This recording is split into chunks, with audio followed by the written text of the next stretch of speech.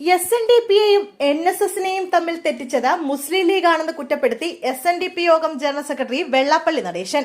താൻ മുസ്ലിം വിരോധിയല്ലെന്ന് പറഞ്ഞ വെള്ളാപ്പള്ളി മുസ്ലിം ലീഗിന്റെ വർഗീയ നിലപാടുകളെയാണ് താൻ എതിർക്കുന്നതെന്നും കൂട്ടിച്ചേർത്തു.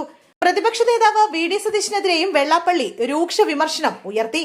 ഇന്നലെ പൂത്ത തകരയാണ് സതീശൻ എന്നായിരുന്നു വെള്ളാപ്പള്ളിയുടെ പരാമർശം.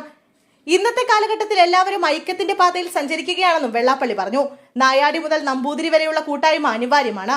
ഹിന്ദു വിഭാഗം ഭിന്നിച്ചു നിൽക്കുന്നത് കാലഘട്ടത്തിന് അനുയോജ്യമല്ലെന്നും അദ്ദേഹം കൂട്ടിച്ചേർത്തു.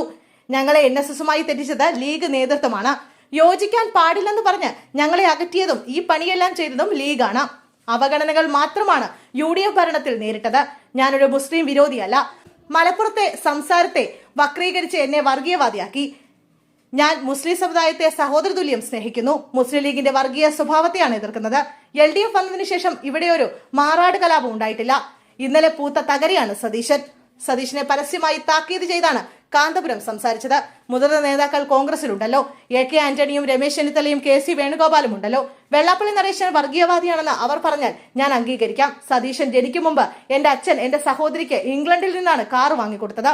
ഈ പറയുന്ന ആളിന് രാഷ്ട്രീയത്തിൽ വരും മുമ്പ് എന്ത് ആസ്തി ഉണ്ടായിരുന്നു? ഈഴവർക്കെതിരെയാണ് എന്നും സംസാരിക്കുന്നത്. ഈ മാന്യന്റെ ഉപ്പാപ്പ വിചാരിച്ചാലും നടക്കില്ല. SNDPയെ പിളർത്താൻ ശ്രമിച്ചവരൊക്കെ സ്വയം നശിച്ചിട്ടേ ഉള്ളൂ. NSSും SNDPയും യോജിച്ചാൽ ഈ രാജ്യത്ത് സുനാമി സംഭവിക്കുമോ? യോജിക്കേണ്ടവർ യോജിച്ചേ തീരൂ. സമൂഹം രണ്ടു കൈയും നീട്ടി സ്വീകരിക്കുന്ന അവസ്ഥയിലേക്ക് അതെത്തി. ഞങ്ങളുടെ ദൗത്യം അതാണ്. യഥാർത്ഥ വർഗീയവാദികളെ കൂടെ നിർത്തിയിട്ട് ഞങ്ങളെ വർഗീയവാദിയാക്കുകയാണ്. UDFന് ഞങ്ങളാരും എതിരല്ല. കോൺഗ്രസിന് കേരളത്തിൽ പ്രസക്തിയില്ലാതെ പോയതിന് ഞാനല്ല കാരണക്കാരൻ. ലീഗ് പറയുന്നതനുസരിച്ച് ചാടിക്കളിക്കുന്ന പ്രസ്ഥാനമാണ് കോൺഗ്രസ് എന്നും വെള്ളാപ്പള്ളി നടേശൻ പറഞ്ഞു.